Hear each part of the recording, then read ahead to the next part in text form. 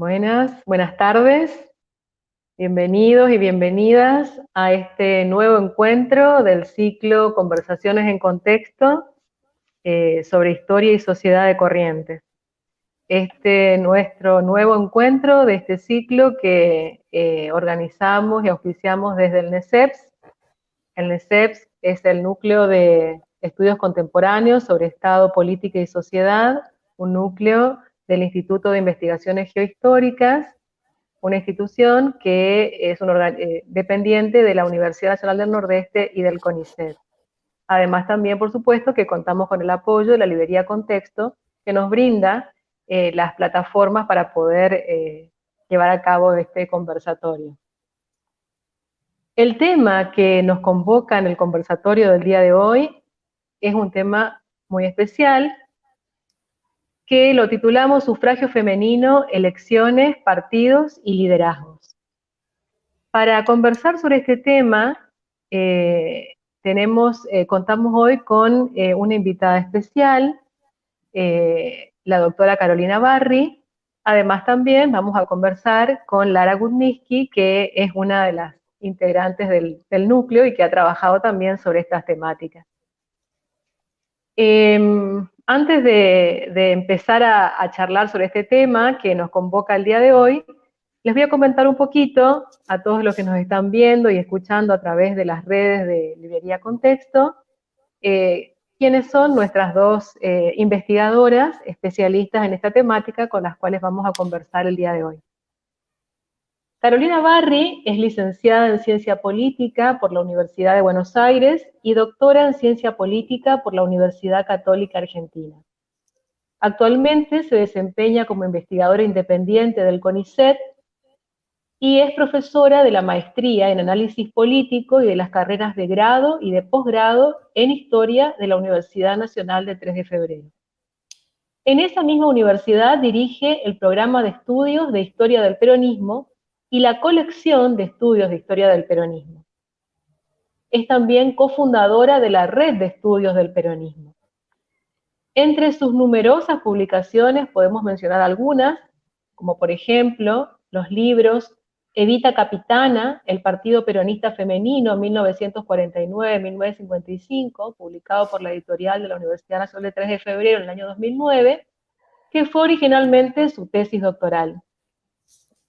Es también coeditora de la Fundación Eva Perón y las Mujeres, Entre la Provocación y la Inclusión, publicado en el año 2008, y compiladora del Sufragio Femenino en Argentina y América Latina, Prácticas y Debates Políticos, Religiosos y Culturales, publicado en el año 2011. La más reciente compilación de Carolina está titulada Se hace la Evita, las primeras damas en la Argentina peronista, de este año, del año 2020. Además también es coeditora, junto a Samuel Amaral, del Diccionario Histórico del Peronismo, 1943-1955, que está en prensa en la editorial de la Universidad Nacional de 3 de Febrero.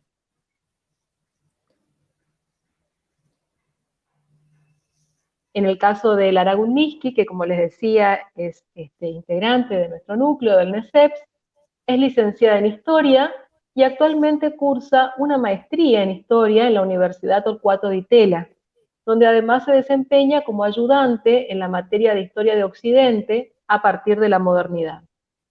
La historia política de las mujeres en el siglo XX constituye su área de interés en la investigación y realizó justamente su tesis de licenciatura en Historia sobre el Partido Peronista Femenino en la provincia de Corrientes.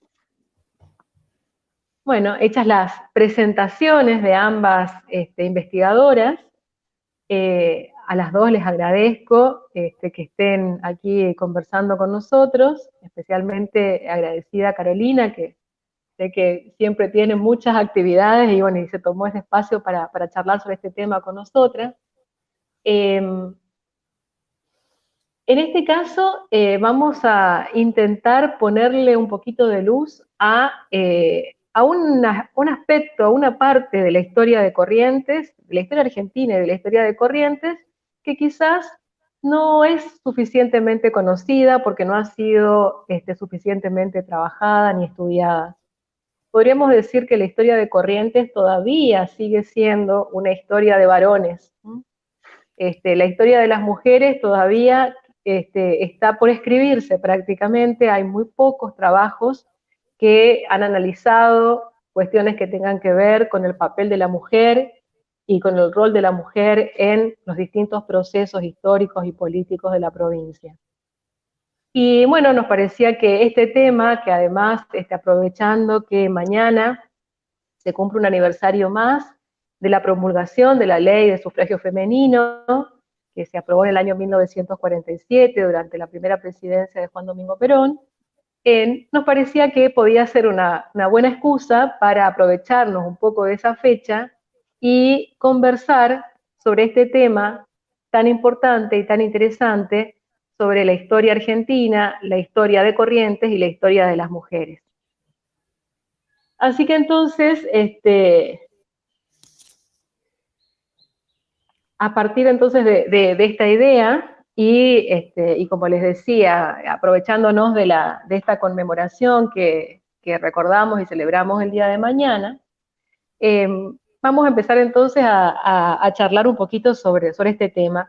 Y justamente entonces, la primera pregunta que quisiera hacerte, Carolina, es el por qué o cuáles fueron las razones para que esta ley sea aprobada en el año 1947 y no antes y no después. O sea, ¿por qué 1947?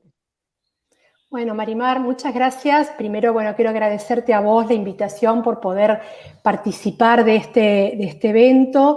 Lamento que sea por vía remota y no poder estar en este momento en Corrientes, que es una provincia que me encanta poder concurrir allí, pero bueno, no faltará oportunidad para hacerlo en vivo y en directo.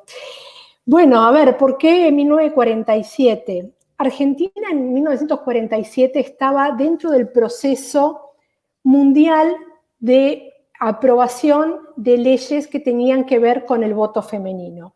Digamos que en la agenda del feminismo internacional, el tema del acceso al voto, tanto como elegir como ser elegidas, era el tema, digamos, más importante de la agenda de las mujeres de estas décadas. Una lucha que empieza entre fines del siglo XIX, principios del XX, empieza en Estados Unidos y en Europa y culmina, al menos en América Latina, en la década del 60, cuando Paraguay aprueba la ley de voto femenino. Es decir, en 1947, Argentina está dentro, digamos, del proceso general de aprobación de este tipo de normativas. Tengamos en cuenta que en el mismo año, 1947, se votó en China y en Venezuela, o sea, dos países absolutamente distantes y diferentes que el mismo año que Argentina aprueban su ley de voto. Así que, bueno, digamos, eso sería un poco el panorama en general internacional. Ahora, ¿por qué Argentina y ese año? Evidentemente, el peronismo tuvo una política de inclusión de sectores que estaban antes ausentes de los procesos políticos formales. En este caso, por ejemplo, tiene que ver con la ley de voto femenino, como tiene que ver también con la inclusión de los territorios nacionales, y ahí tenemos muy cerca uno, cruzando el puente, ¿no? Digamos, todo lo que es lo que era el territorio de Chaco, se provincializa también en este periodo. También hay un intento de inclusión, digamos, de sectores que estaban por afuera del área de la política, como tiene que ver también con los sectores trabajadores. Es decir, hay una política del gobierno destinada a incluir a sectores que antes estaban ausentes. Ahora bien, ¿esto cuándo se inicia? No se inicia en el 47, se inicia en el 45, siendo Perón secretario de Trabajo y Previsión, ministro de Guerra, vicepresidente de la Nación, cuando convoca desde la Secretaría de Trabajo y Asistencia a la Mujer, digamos, el primer organismo desde el Estado destinado a ocuparse de la problemática femenina, se convoca a un sector de los sectores feministas que estaban vigentes en el periodo para comenzar a debatir la problemática del voto.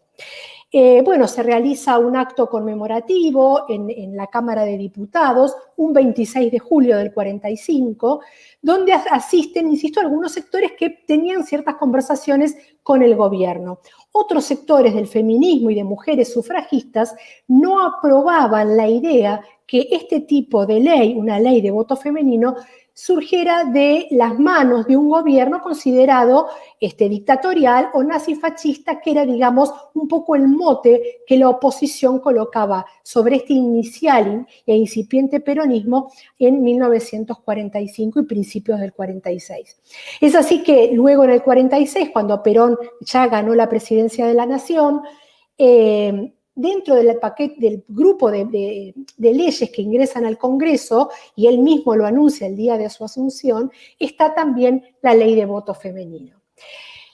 Se presenta enseguida, en agosto del 46, el primer proyecto a nivel nacional, porque Jujuy, por ejemplo, ya lo había presentado un tiempo antes, a fines de julio, Jujuy presenta un proyecto de voto provincial, y a partir de ese momento entra en debate en las dos cámaras.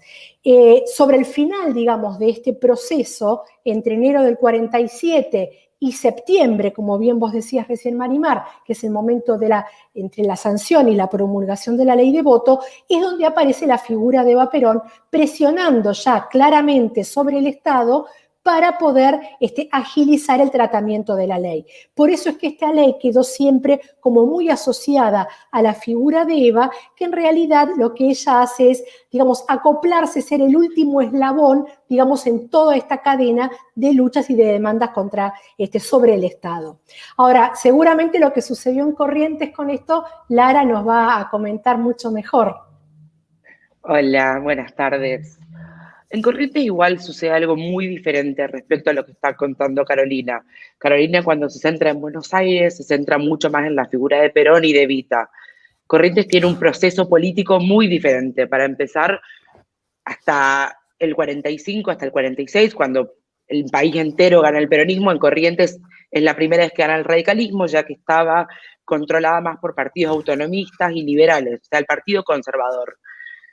Cuando empieza el tratamiento del voto femenino en Corrientes, las que primero trajeron esto fueron las comunistas.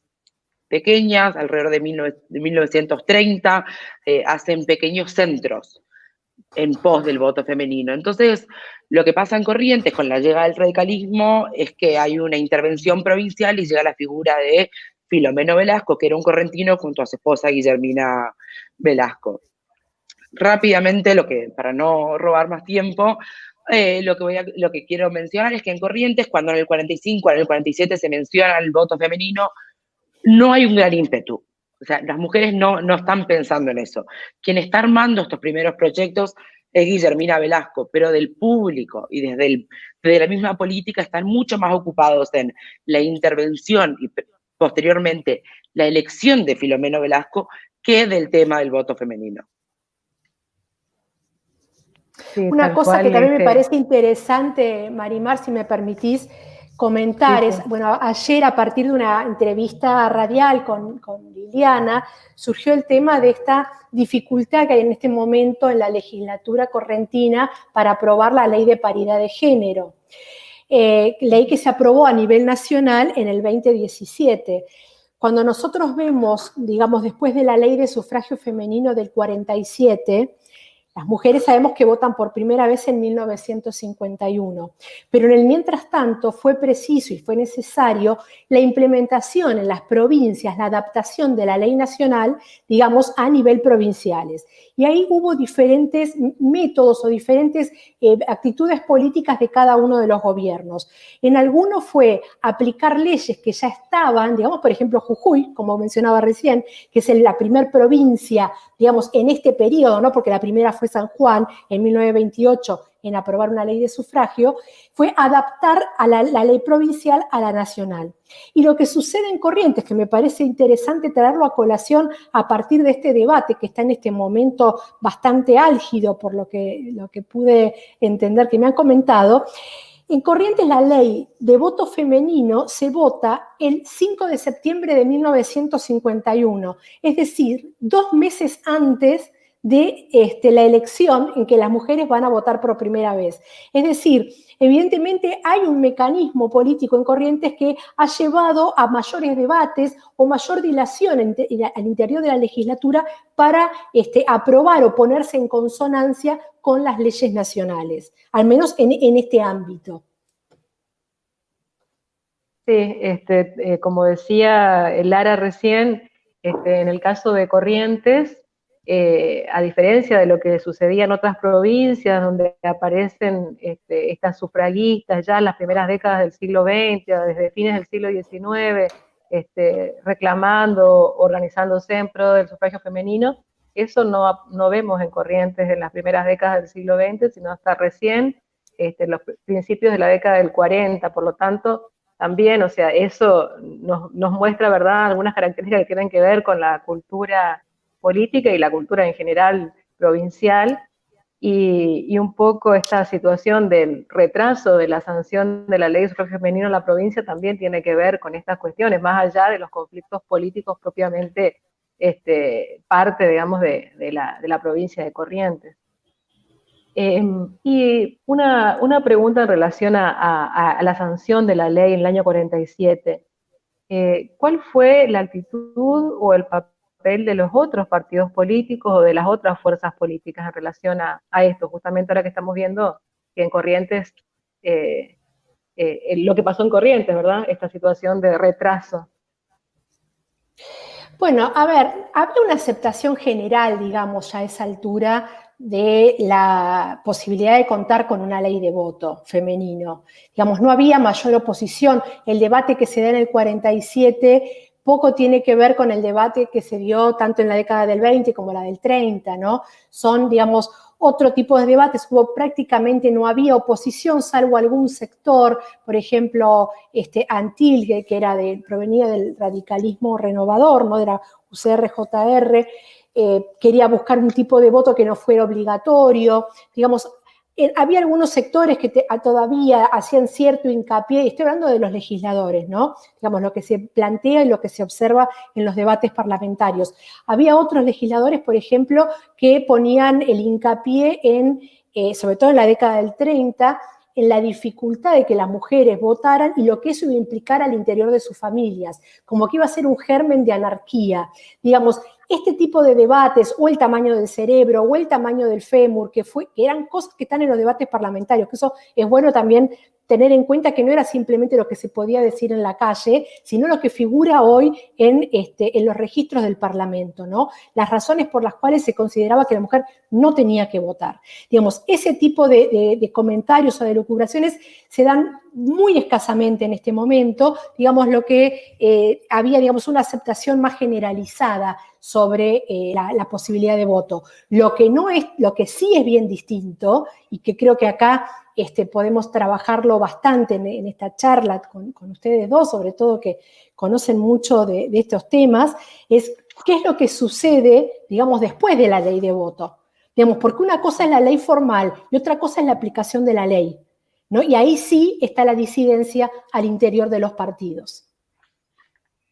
¿Y qué pasó después de la sanción de la ley? ¿Qué implicancias tuvo más allá del hecho de que la mujer va a poder votar a partir de la sanción de esta ley? ¿Qué otras consecuencias trajo?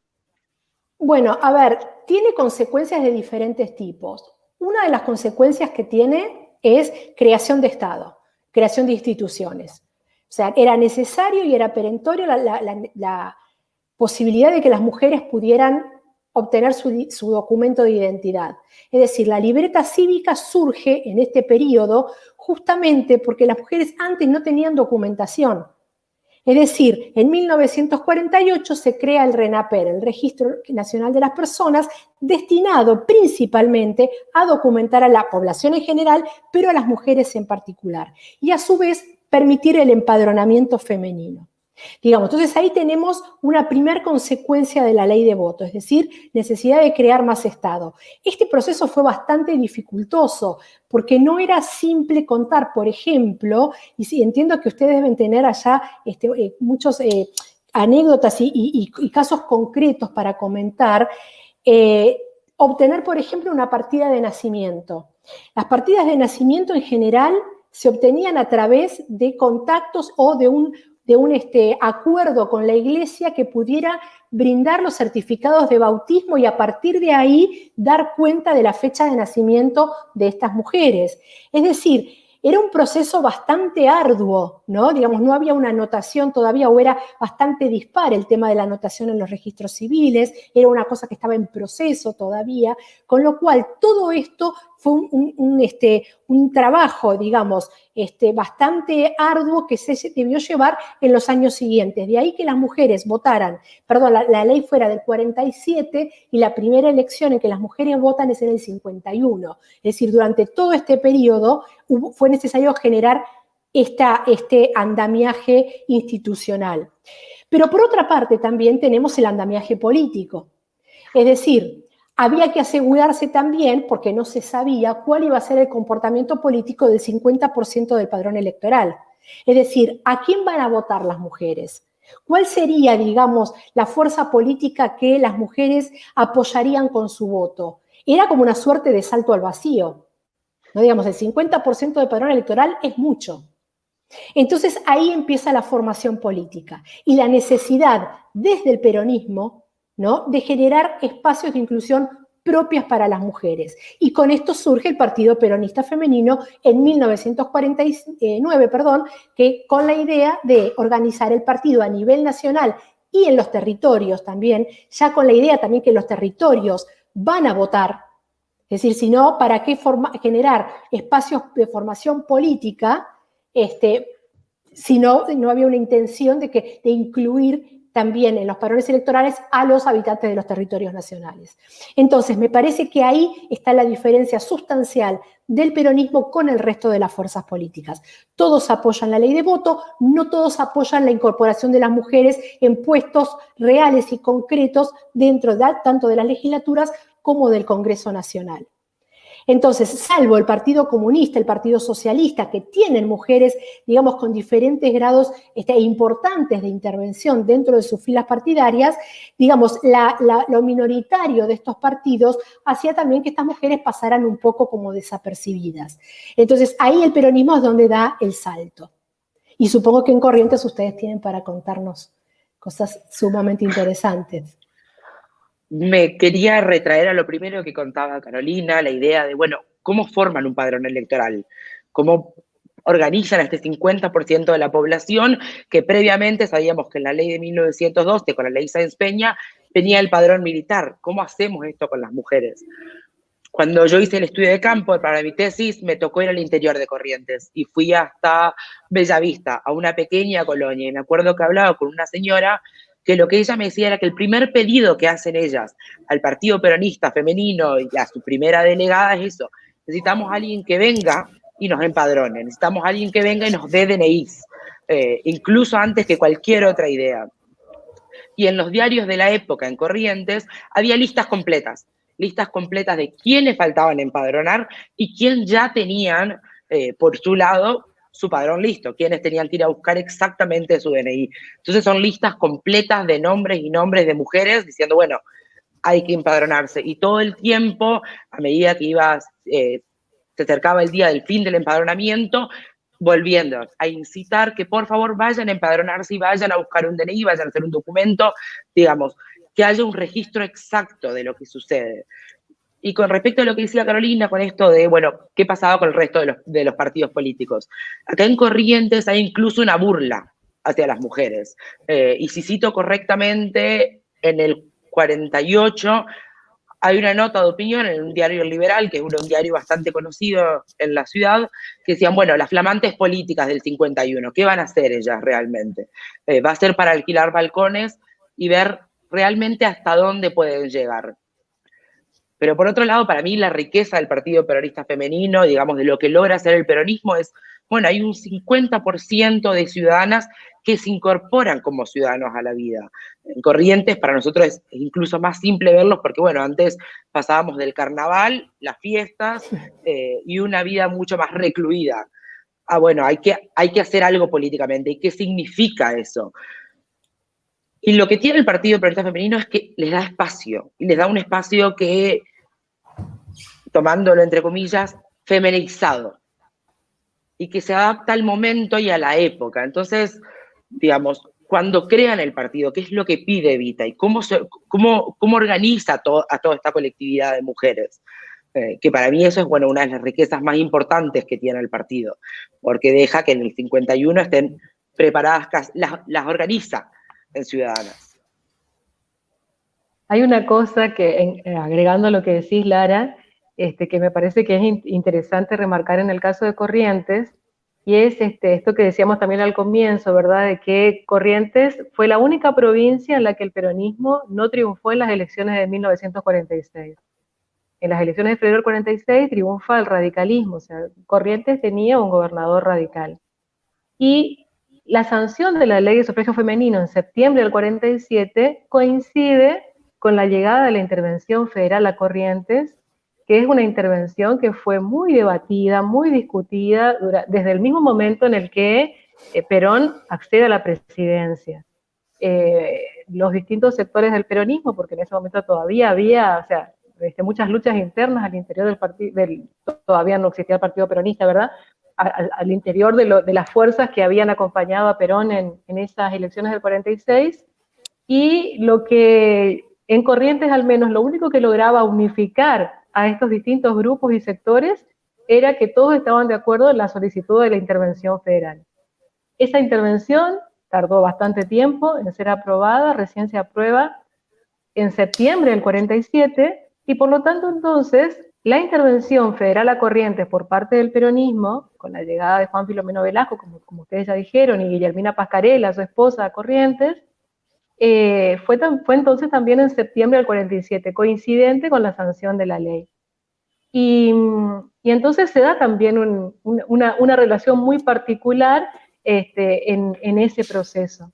Y una de las primeras medidas que se toman en Corrientes, ni bien llega el interventor, va a ser, por ejemplo, el de incluir en las escuelas una hora por día dedicada especialmente a explicar la ley de sufragio femenino, a enseñar a las mujeres cómo tenían cómo tenían que hacer para poder inscribirse en el padrón, para poder votar. Es decir, se hace todo un procedimiento muy importante de formación cívica en las escuelas, y después empezó en las escuelas y después, por supuesto, también a través de otras instancias, como bien decía Carolina hoy, de distintos organismos estatales, y también a partir de la creación del Partido Peronista Femenino. Pero eso me parece que es interesante porque se dan esas dos cuestiones en el caso de Corrientes que se cruzan, ¿verdad? La llegada del peronismo a Corrientes coincide con la sanción de la ley de sufragio femenino, se dan los dos en el mismo momento. Entonces me parece que eso le da también una característica particular.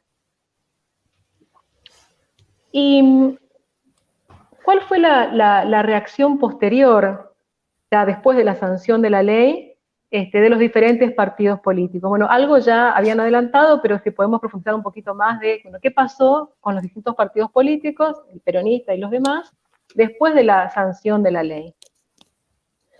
Bueno, a ver, las diferentes fuerzas políticas van a actuar, digamos, a favor de la ley, pero el problema ha sido, como mencionábamos hace un ratito, qué espacios se le daban concretos a la mujer al interior de la fuerza política.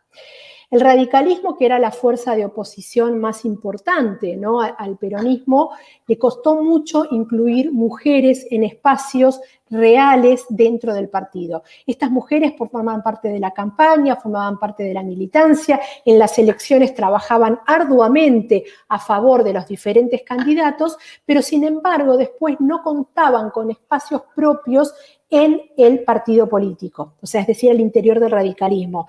Recién, por ejemplo, en 1954, nosotros vemos que hay una candidata a diputada nacional en Jujuy por la Unión Cívica Radical.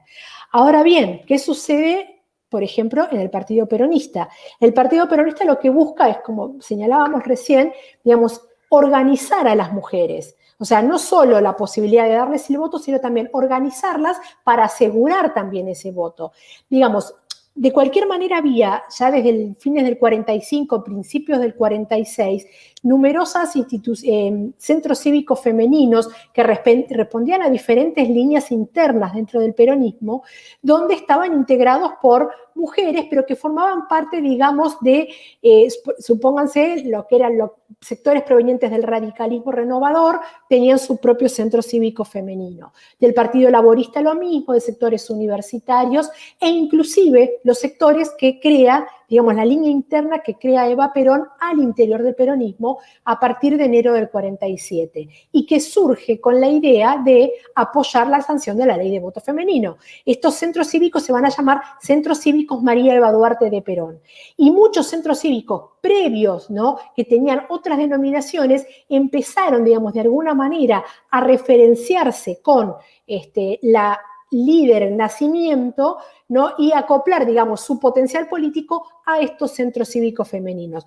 Es así que en el año 49 se decide, digamos, en la primera asamblea organizativa del Partido Peronista, se decide también generar un espacio exclusivo para las mujeres con la creación del Partido Peronista Femenino. No la rama femenina del Partido Peronista, que es algo bien distinto. La rama femenina del Partido Peronista yo la podría ubicar entre el 46, con la creación, digamos, de las fuerzas coaligadas que apoyan a Perón. Recordemos que el Partido Peronista, como decía recién Marimar, se crea en enero del 47, es decir, con ese nombre, ¿no?, digamos, con la denominación Partido Peronista, es de enero del 47.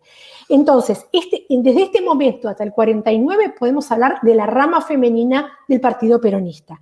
Ahora bien, en 1949, a partir del 26 de julio, otro 26 de julio importante en el peronismo, recordemos el de la 26 de julio del 45, debate, ¿no?, con los diferentes sectores de diferentes agrupaciones feministas y sufragistas para aprobar la ley de voto. Acá tenemos otro 26 de julio significativo, que es la creación del Partido Peronista Femenino, y después vamos a tener otro 26 de julio más significativo también, que tiene que ver con la muerte de Eva Perón.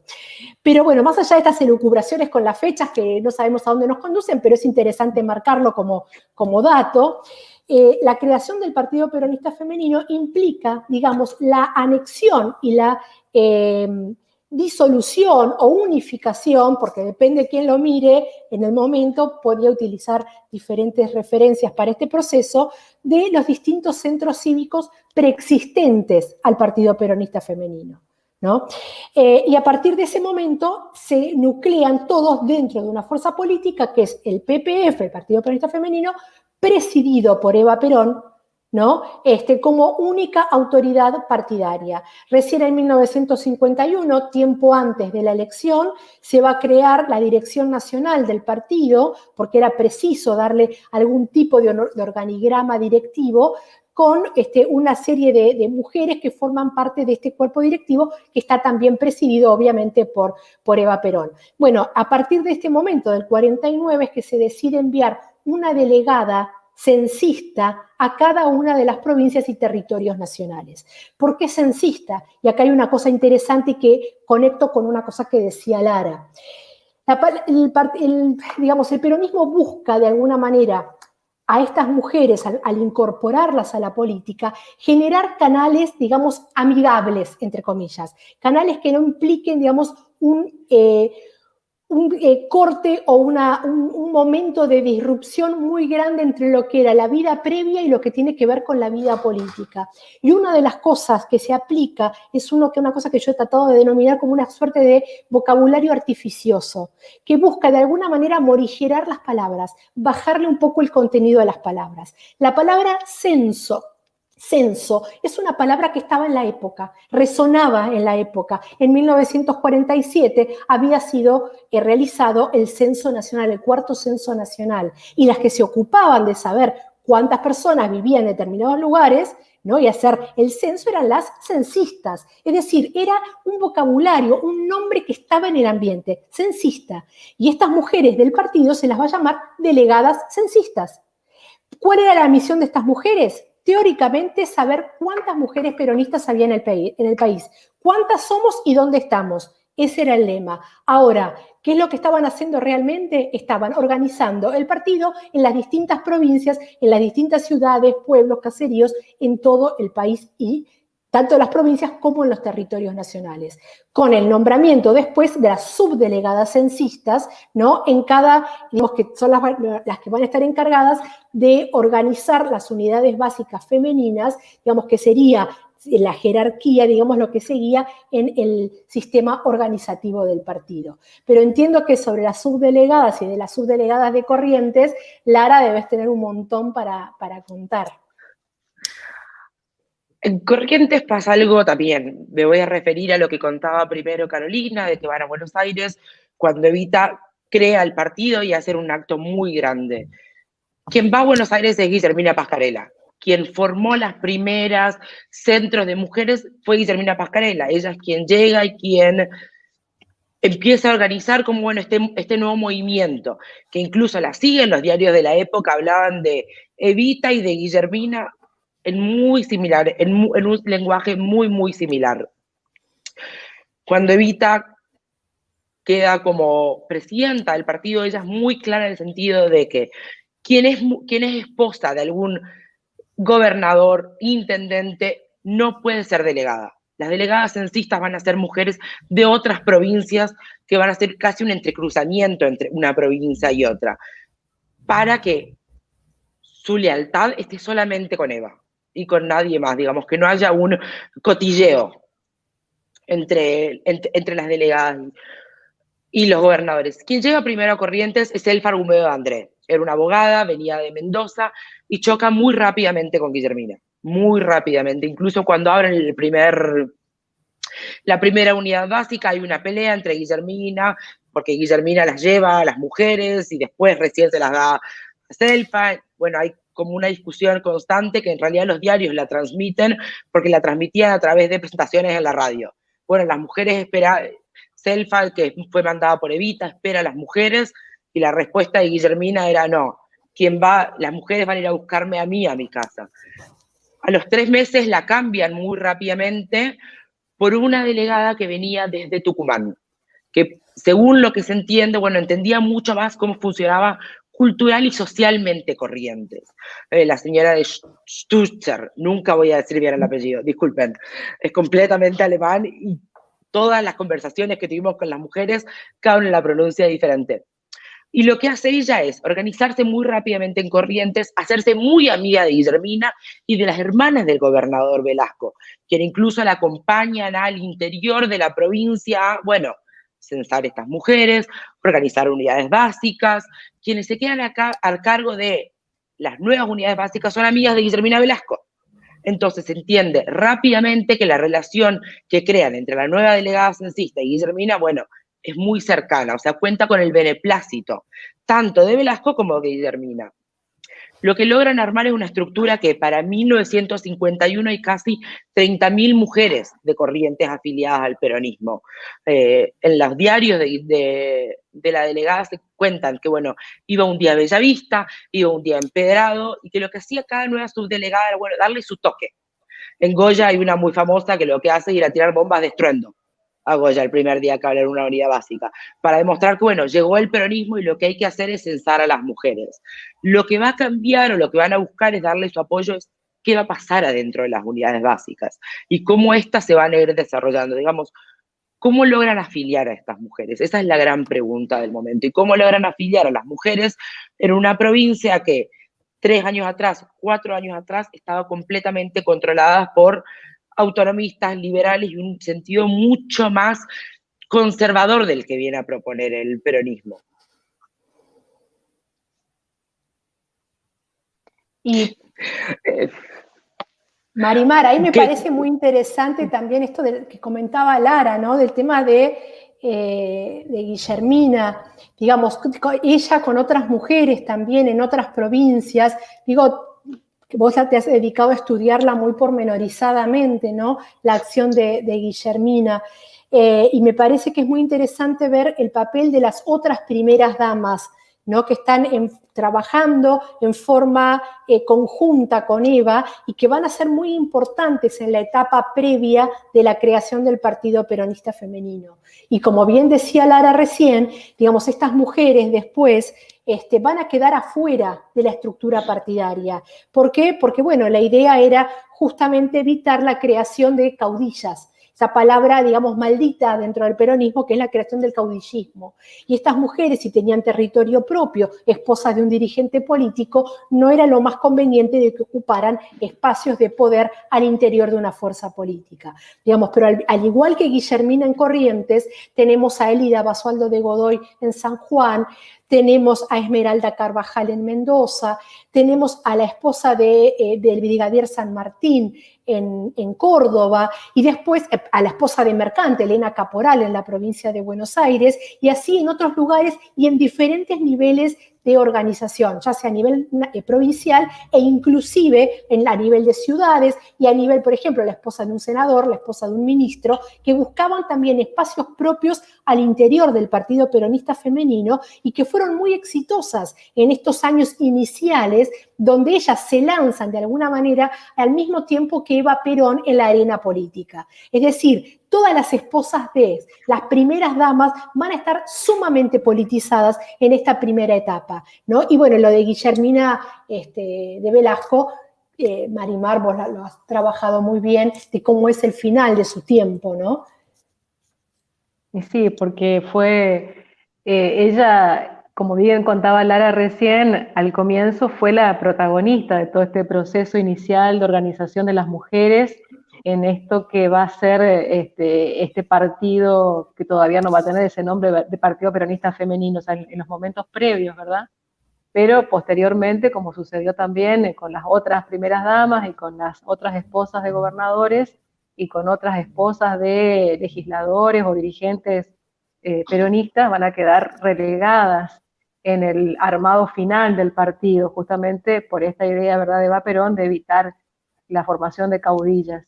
Claramente esto a Guillermina no le cayó muy bien, ¿verdad? Y fue ese momento fue un momento de mucha tensión, ese momento inicial de formación del peronismo y tensión entre estas figuras, como contaba Lara, de esa primera delegada que va a venir a quitarle el espacio que había construido hasta ese momento Guillermina, tomando también un poco como modelo, como ejemplo, la figura de Eva Perón, porque también ella en Corrientes va a dedicarse a hacer política, pero inicialmente a partir del área de acción social, trabajando en paralelo a lo que hacía la Fundación Eva Perón, que también actuaba en la provincia, pero separada de la acción, ¿verdad?, de Guillermina, que tenía su propio espacio, ¿verdad?, en este sentido.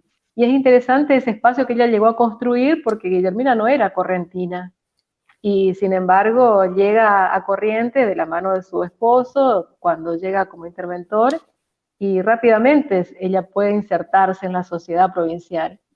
Además de que, por supuesto, Velasco sí era correntino y tenía toda su familia, ¿verdad?, acá en la provincia, estaban sus hermanas y demás. El hecho, creo yo, que de ser la esposa de un militar, acostumbrada por ahí a continuos traslados de un lugar a otro y de tener que adaptarse a distintas realidades y sociedades y grupos, quizás también la ayudó a poder insertarse más rápidamente en la sociedad de Corrientes, una sociedad, como ya veníamos conversando hasta recién, con rasgos muy tradicionales, ¿verdad?, y muy conservadores. Bueno, antes de darle el espacio a las preguntas, que hay muchísimas, ya les cuento, tanto en el Facebook de Contexto como en YouTube, o sea que se ve que es un tema que ha generado mucho interés. Simplemente si pueden decir alguna cosita con respecto a las elecciones en las que participaron por primera vez las mujeres en el año 51. Bueno, yo voy a hacer un poco el panorama nacional, ¿no? 1951 se da la primera elección donde se vota el gobierno de manera completa, es decir, todos los cargos quedan cesantes, desde el presidente de la Nación digamos, después de la reforma del 49, esto es una consecuencia de eso, hasta el último intendente y concejal de la última ciudad del país, digamos, deben dejar cesantes sus cargos. Es decir, había que elegir presidente, vicepresidente, gobernadores, vicegobernadores, senadores nacionales, diputados, provinciales, es decir, todo el aparato electivo del Estado debía renovarse. Insisto, por una cláusula transitoria de la Constitución del 49. En esta elección, digamos, el peronismo femenino, que es lo que a nosotros nos interesa mostrar acá en esta charla, llega de una manera muy fuerte armado, o sea, sumamente organizado, sumamente potenciado, digamos, organizado en todo el país con un nivel de organización territorial que podemos contabilizar alrededor de 4.000 unidades básicas en todo el país, exclusivas para mujeres, no unidades básicas masculinas o del peronismo en general, sino unidades básicas femeninas, alrededor de unas 4.000 a nivel nacional. Eso es muchísimo, digamos. Entonces, el nivel de llegada de las dirigentes y de Eva Perón especialmente hasta el último rincón del país era muy importante. Esto permitió también contar con numerosas mujeres que comenzaran a formar parte de las listas del partido. Por eso, digamos, al principio hacíamos una salvedad, que no era solo la ley de voto, sino organizar cómo se vota y después incluir a estas mujeres en la lista del partido. Es así que en esta elección del 51, en total, entre el Parlamento Nacional y los parlamentos provinciales, o sea, si yo cuento todas las mujeres en 1951 que adquieren cargos electivos, es decir, que forman listas del partido y que adquieren cargos electivos y todas por el Partido Peronista, tenemos un número total de 134 mujeres. A nivel nacional son 23 diputadas, más 6 senadoras nacionales, de las cuales una va a ser por Corrientes. Pero a su vez va a haber mujeres que son las delegadas de los territorios nacionales. Y tenemos territorios, por ejemplo, donde el 100% de la representación está dada en manos de una mujer. Es decir, por ejemplo, en Santa Cruz va a elegir una mujer. Es decir, el 100% de la elección de esa provincia va a estar destinado a una figura femenina. Esta mujer, a su vez, como los otros delegados y delegadas territoriales, van a ingresar al Congreso con voz y sin voto. Digamos, esto también es un espacio de ampliación de ciudadanía muy importante. Entonces, cuando nosotros empezamos a estudiar y vemos en el largo plazo las equiparaciones que suceden entre este periodo y lo que fue preciso votar después, digamos, para llegar a los números que estamos hablando en la década del 50, hay como reflexiones muy interesantes para hacer. La ley de cupo. Argentina es el primer país en el mundo también en aplicar un cupo al interior de las fuerzas políticas para que las mujeres ingresen al Congreso. En este periodo que estamos analizando hoy con Lara y con Marimar, lo que nosotros observamos que por decisión política se ingresa alrededor de un 16% en la elección nacional y que después ese 16% va a llegar al 33% en la elección del 54 a nivel nacional. Sin embargo, en algunas provincias, por ejemplo, otra vez cruzamos el puente y nos vamos a Chaco. Primer preelección en Chaco, ¿no? Donde votan las mujeres en 1953, que había que elegir gobernador, diputados nacionales y legisladores provinciales. Más allá de que en Chaco tenemos una situación particular porque tiene que ver con una reforma electoral llamativa, ¿no? Con el doble voto sindical, del cual no nos vamos a meter ahora porque sería irnos demasiado de tema, pero lo que sí podemos observar es que a nivel nacional, en Chaco, el 50% de las mujeres que se votan en 1954 al Parlamento Nacional, perdón, el 50% de los elegidos al Parlamento Nacional en 1954 son mujeres. Es decir, lo que después, 70 años después, se implicó la ley de paridad de género. Cuando vemos lo que se intentó replicar con la ley de cupos lo que hizo fue copiar lo que el peronismo hacía a nivel de organización interna. 33, 33, 33. El peronismo no se pensó dividido en varones y mujeres. El peronismo se pensó dividido en varones, mujeres y rama sindical. Aunque la rama sindical también es prácticamente toda masculina. Todavía hoy lo es. A nivel dirigencial, digamos, todavía hoy el sector sindical es el más reacio. Veamos los diarios todos los días. que los dirigentes principales de los sindicatos son varones. Es decir, la ley de cupo lo que buscó fue copiar, digamos, fundamentar en su fundamentación de ley el 33%, pero no el 33% porque podría haber sido el 40%, podría haber sido el 10% o podría haber sido el 70%. El 33% viene de este periodo con la división en ramas del peronismo, donde se buscaba en el ingreso de las listas partidarias un 33% de mujeres, varones y sector sindical. Ahora, en Corrientes, bueno, Lara, vos tendrás para contarnos cómo fue la cosa ahí. Lo que sucede en Corrientes, para empezar, me gustaría contar que es la primera vez que las mujeres votan. Entonces, las mujeres aprendieron a votar. Hay muchísimas historias orales desde que entraron al cuarto oscuro y pensaron que el cuarto era realmente oscuro. Yo pensaba lo mismo cuando era chica, que cuando uno entraba al cuarto oscuro estaba oscuro. Que entraban al cuarto, ponían la boleta y que una se fue con la boleta. Eloísa Chica Arce cuenta en sus memorias que las mujeres se iban con la boleta en la mano, entonces que salían las otras mujeres a correrlas para decirle no, la boleta se pone en una urna, pero que también previamente habían practicado en los centros, bueno, cómo se votaba en las unidades básicas. Corrientes tiene un padrón del 47% femenino. Si recordamos que en las elecciones de 1947 el peronismo perdió, Corrientes las mujeres van por arriba de la media en voto del peronismo, votan algo así como 63% hacia el peronismo. La legisladora a la que se refería Carolina es Elena de Girolamo, que justamente también fue censista previamente en Mendoza. A ella la llaman para presentarse en las listas, bueno, para legisladora nacional. Corrientes tiene casi 8 legisladoras provinciales entre Cámara de Senadores y Cámara de Diputados. El rol de las mujeres en las elecciones no fue menor. Las mujeres mismas salieron a hacer campaña por primera vez. Pintaban la foto de Perón, pintaban la foto de Evita. Corrientes, la Virgen de Itatí es muy importante y lo que hacen incluso es, bueno, ir a la Virgen a pedir por la reelección de Perón. Ir a la Virgen para pedir que no solamente Perón, sino que, bueno, cuando Evita fallece hacen algo muy similar y llevar a la Virgen por todos lados, pidiendo una reelección. En Corrientes, el desarrollo de las mujeres, tanto políticamente, no volvemos a tener este cupo, creo que hasta el 70 y pico, pero de esta manera nunca más. No fue cosa menor. Publican, incluso si bien no llegan a estar en lugares importantes en las legislaturas, sí tienen voz, sí tienen voto. Y se ven las legislaturas mismas, las transcripciones, todas las veces que hablan. Claro, hablan en pos de, bueno, Eva y Perón, y la niñez, y la fundación. El Hospital Escuela, que acá es muy famoso, fue construida por la Fundación Eva Perón. Entonces tienen un rol importantísimo en las elecciones. Es la primera vez que lo hacen y lo hacen casi en masa. En Bellavista también iban todas juntas a votar, se organizaban jornadas cívicas de, bueno, cómo se aprende a votar y por qué votamos realmente.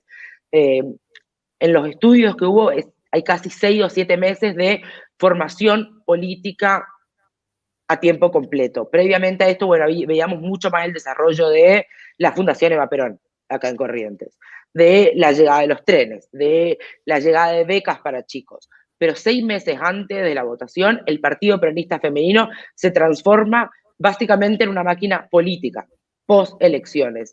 Suben muchísimo incluso la afiliación de las propias mujeres.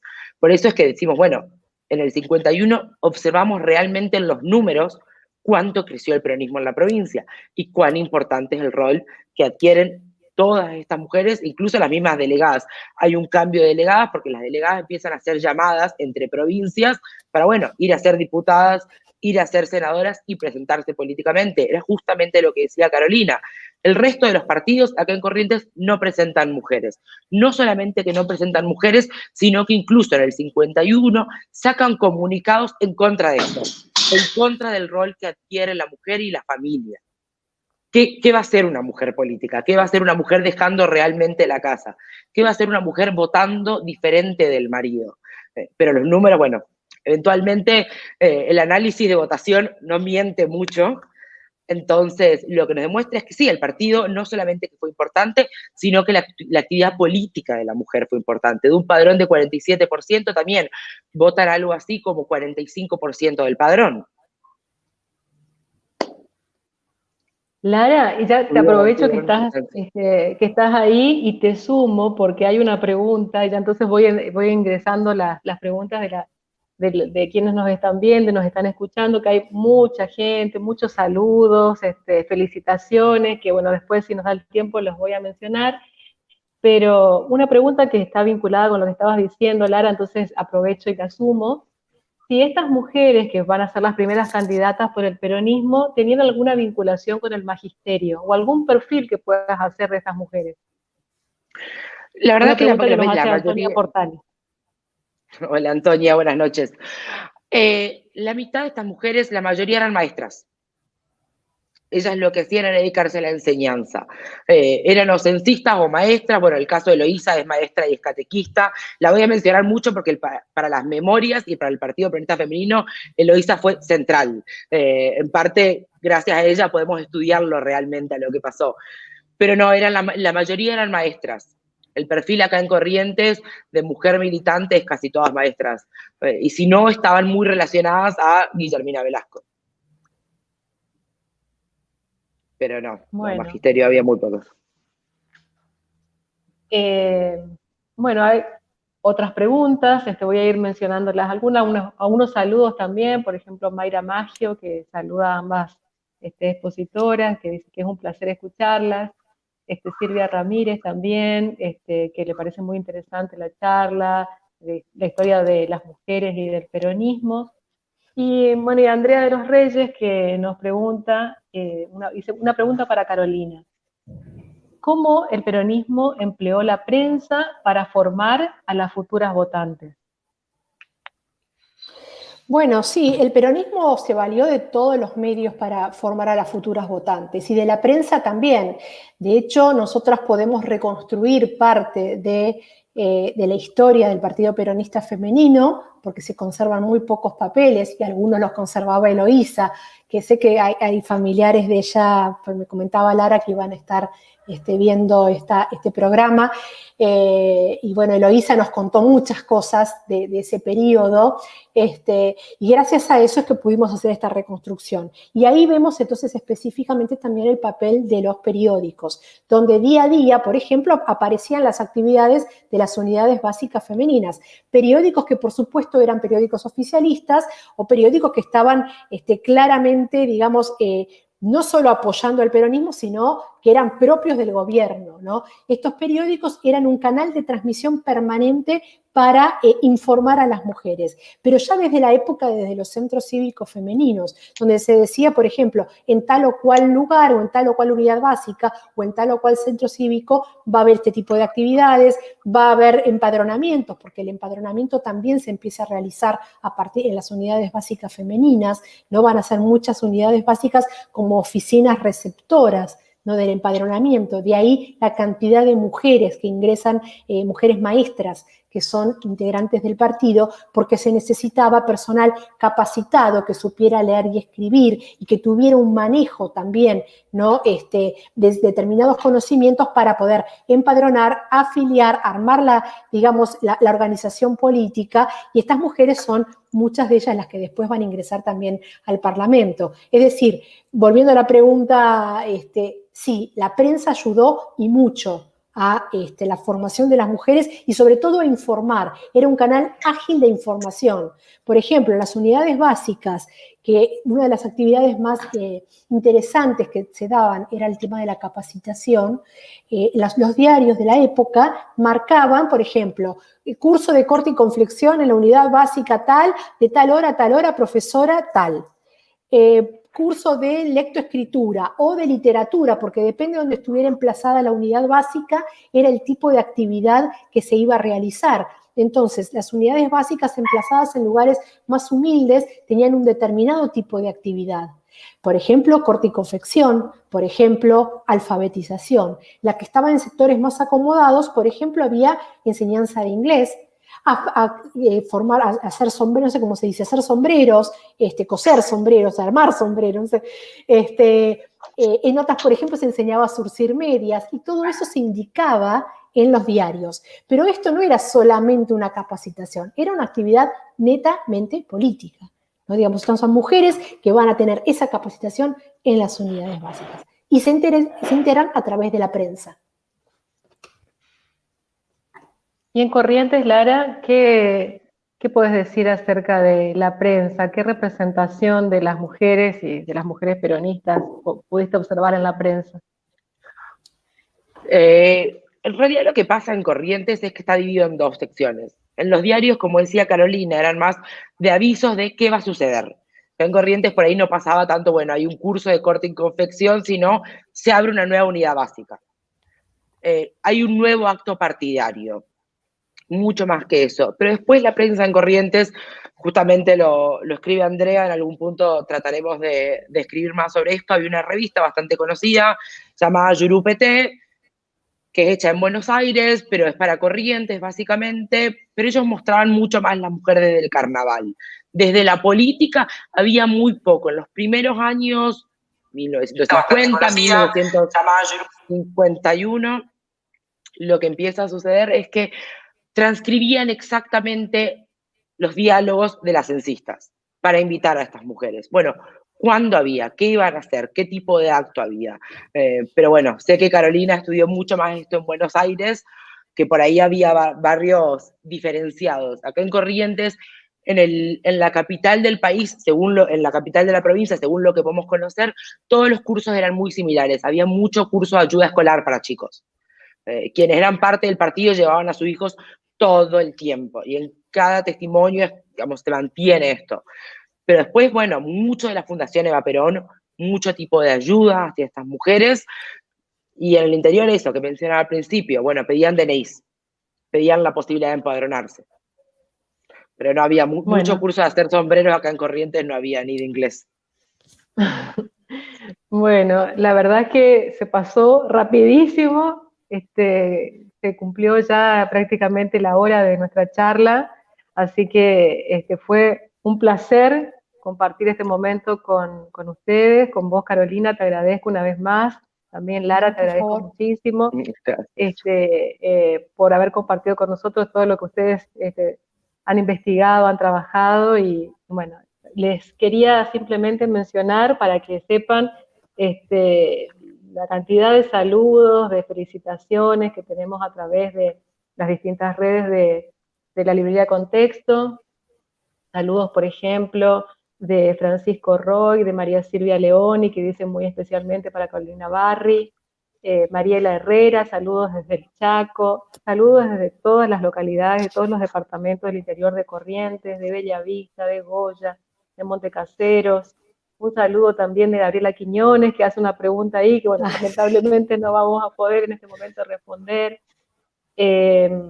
Un saludo también de Teresita Gómez, que dice, bueno, que su mamá vivía en el interior, en San Cosme, y que le contaba cómo trabajaban. Su mamá dice, llamaba Delfina Falcón de Gómez.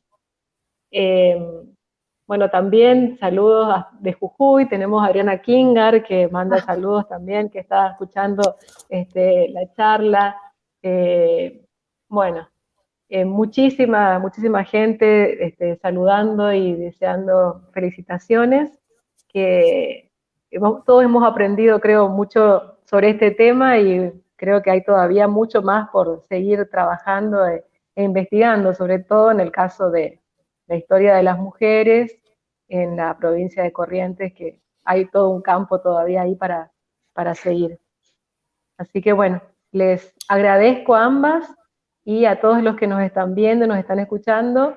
Los esperamos el próximo martes, otra vez por estos mismos canales de la librería Contexto, por su página de Facebook y por el canal de YouTube a las 19 horas, para seguir conversando sobre otras cuestiones y otros temas de la historia de Corrientes. Muchas gracias a las expositoras, muchas gracias a la librería Contexto y muchas gracias a todos los que nos están siguiendo del otro lado. Hasta el próximo martes.